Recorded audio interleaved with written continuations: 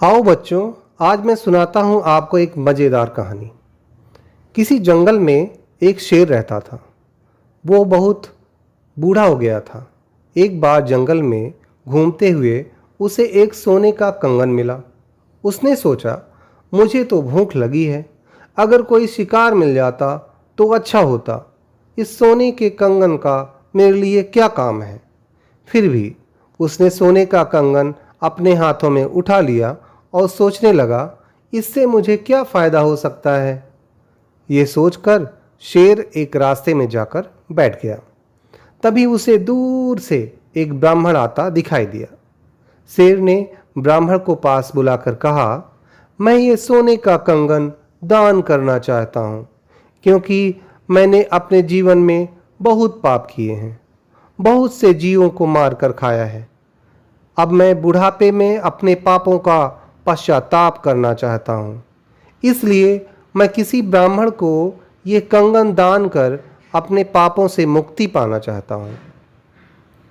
ब्राह्मण ने शेर की बात सुनी। उसके मन में लालच आ गया। उसने कहा, क्या सच में आप ये कंगन दान करना चाहते हैं? ब्राह्मण ने सोचा कि मौके का फायदा उठाया जाए। तो जंगल के राजा शेर ने कहा, हाँ हाँ, मैं बहुत बूढ़ा हो गया हूँ, मेरा अंतिम समय आ गया है। देखो, मेरे सारे नाखून और दांत कमज़ोर हो गए हैं, मैं चलने फिरने में असमर्थ हूँ। लेकिन पहले तुम्हें इस तालाब में जाकर स्नान करना होगा, उसके बाद मैं तुम्हें ये कंगन दूंगा और अपने पापों से मुक्ति पाऊंगा। ब्राह्मण के मन में लालच था। उसने बिना सोचे समझे जल्दी से तालाब में छलांग लगा दी। जैसे ही वो तालाब में गया, उसके दोनों पैर दलदल में फंस गए। तभी शेर ने दहाड़ मारी, ब्राह्मण को खाने के लिए दौड़ा। ब्राह्मण घबरा कर बोला, आपने तो मुझे कहा था कि आप मुझे कंगन दान करना चाहते हैं, लेकिन आप तो मुझे खाने आ रहे हैं। शेर ने हंसते हुए कहा, हा हा हा, अगर मैं तुम्हें कंगन दान कर दूं और तुझे जाने दूं तो मैं अपना भरण पोषण कैसे करूंगा। ये तुम्हारी मूर्खता है कि तुम लालच में आकर मेरी बातों पर विश्वास कर बैठे और ये सोने का कंगन नहीं, बल्कि मेरे खाने की चाबी है।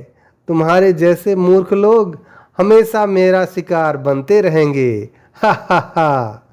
तो प्यारे बच्चों, इस कहानी से क्या सीख मिलती है कि हमें कभी भी बिना सोचे समझे किसी की बातों पर विश्वास नहीं करना चाहिए। हमें हमेशा अपने बुद्धि और विवेक से काम लेना चाहिए और हर कदम सोच समझ कर आगे बढ़ाना चाहिए। तो बच्चों, आपको ये कहानी कैसी लगी? मज़ा आया ना? अगर आपको हमारी कहानी अच्छी लगी है तो इस चैनल को लाइक कीजिए, दोस्तों के साथ शेयर कीजिए और हाँ, बेल आइकन दबाकर सब्सक्राइब जरूर कीजिएगा, ताकि अगली बार जब हम नई कहानी लेकर आएँ तो सबसे पहले आप सुन पाओ। तो चलिए मिलते हैं अगली कहानी में। Till then, tata, bye bye और हाँ, कीप स्माइलिंग।